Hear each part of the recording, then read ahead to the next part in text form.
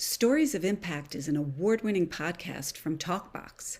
Now in its 5th season, Stories of Impact focuses on the art and science of human flourishing. Featuring award-winning veteran journalist Richard Sergey and acclaimed writer-producer Tavia Gilbert, Stories of Impact is built on the idea that everyone is entitled to thrive and to reach their full potential.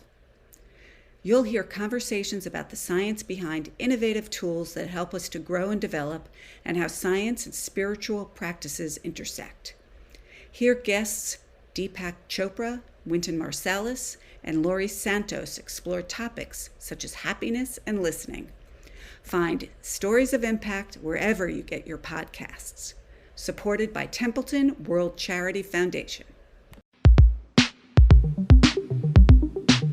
This is Scientific American's 60-Second Science. I'm Ashley Papp. Monogamy in animals, and let's be honest, in humans too, is a funny thing.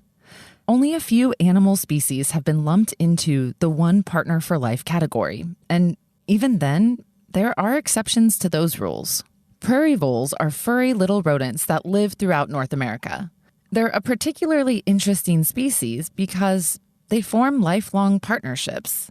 Annalise Beery, a behavioral neuroscientist with Smith College in Massachusetts and the University of California at Berkeley, studies vole monogamy in the wild and in the lab. So I would define monogamy as a formation of a lasting partnership or a social relationship between mates.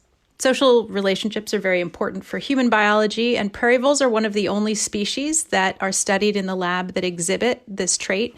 Monogamy is fairly rare in rodents, and it's also unusual for rodents to form lasting social relationships of any kind. We already know about some things that support monogamy in the wild, like when mates are scarce and it makes sense to hold on to the one you're with, or when both sexes stick around to raise their young. But so far, there isn't one clear explanation as to why or how animals opt for only one partner. Whatever the reasons, staying monogamous requires effort from both sides. To better understand how lifelong bonding works, Beery and her team wanted to know if both male and female prairie voles make equal investments in making the long haul work. To find out, the researchers set up an experiment with 3 phases. In the first phase, they had to teach the prairie voles how to open a door controlled by a lever. It was actually really hard to get prairie voles to press a lever for a reward, and we had some voles who never learned the task, and they were not included in the study. We had other voles who learned to press the lever in non-typical ways. One female liked to sit on the lever in order to activate it. And then one day, something clicked and she turned around and started pressing it with her paw and getting the food pellet in the ordinary way. The team built on that skill by associating the lever pressing with a door opening. In phase 2, there were 2 doors controlled by 2 different levers. One of the doors led to a cushy rodent pad complete with wood shavings, fresh produce, and even Cheerios, while the other led to a shallow pool of water. And just FYI, these rodents really aren't into swimming pools. The voles could distinguish between 2 doors, 2 levers, and 2 different outcomes. And ultimately, both the males and females overwhelmingly pressed the lever that took them into the cushy chamber over the water torture. In phase 3, they took a quick break from the lever pressing and introduced each vole to a member of the opposite sex. The 2 voles got 48 hours to bond and grow fond, and then the lever pressing resumed. Each of the trained voles were given the option of 2 levers and 2 doors again.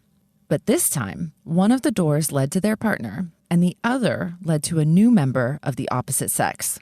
After all the little vole-sized levers were pulled, Beery and her team analyzed the results. They found that even when it comes to monogamous prairie voles, males and females sometimes have different priorities. So females worked hardest to get to familiar male mates versus unfamiliar strangers. The males were interesting because they showed diverse behaviors. Some of them acted like the females and worked hardest to get to their mates consistently over the course of the study. Other males consistently worked hardest to get to unfamiliar females, and yet other males were sort of intermediate, where they would press more for a familiar female on one day and an unfamiliar female on the next day. Their results were published in the journal Genes, Brain, and Behavior. Overall, this points to a big difference between the sexes when it comes to social motivation. In other experiments, Vole researchers have observed wandering, or a preference by males for the unfamiliar females. But many of those studies were performed out in the wild, and this research removed those external pressures.